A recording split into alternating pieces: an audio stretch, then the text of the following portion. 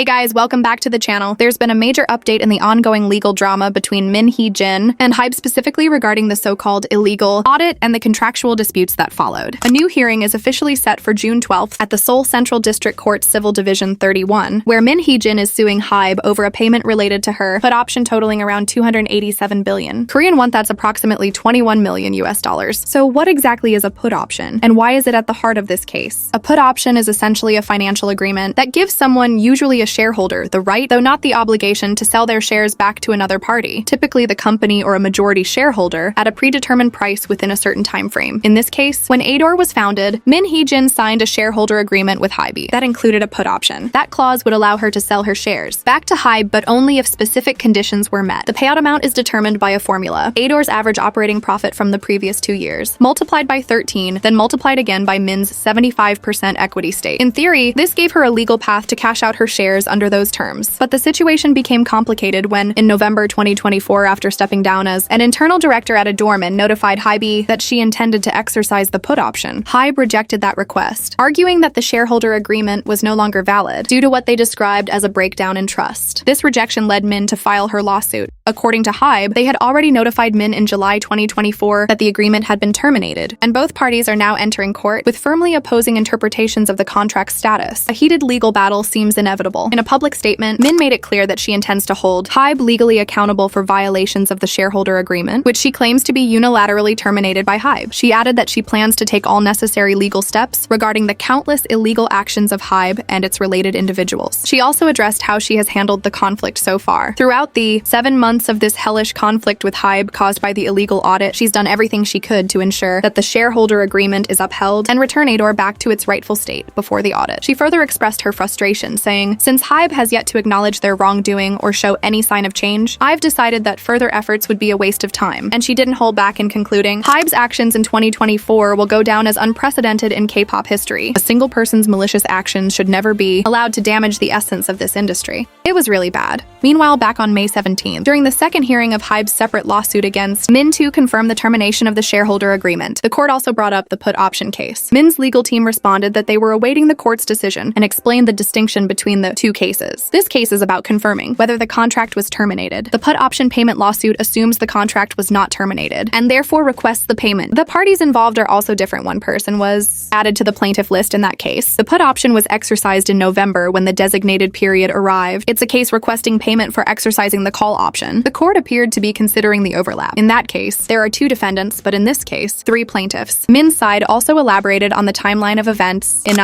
order, the plaintiff terminated the agreement due to the defendant's breach. The defendant, while not yet terminating the agreement, continued to insist on maintaining it. Under that premise, the plaintiff exercised the put option. Later, as the plaintiff's breaches were not resolved, the defendant claimed contract termination. Although the termination points differ, both sides are essentially making the same claim. In response, HYBE's team said, while both parties are claiming legal termination, the key issue is which party's fault triggered it, and that must be clarified based on legal precedent. As for our claim for termination, the other side has not submitted any specific rebuttal. We'll be able to present a detailed plan for evidence only after receiving their rebuttal. In the end, the court decided to merge the shareholder agreement termination case with the put option lawsuit, stating, "We will proceed with concurrent hearings." Both sides agreed to this approach. Now all eyes are on the upcoming hearing, especially with Min Hee-jin having stayed out of public appearances to focus solely on the legal proceedings. Whether she will issue a new public position remains to be seen. What's your take on it all? Do you think she had the right to exercise her contractual agreements? Or does HYBE's claim of termination change the situation entirely? Let us know your thoughts in the comments. And as always, don't forget to like, subscribe, and hit the notification bell so you don't miss another update. See you in the next video.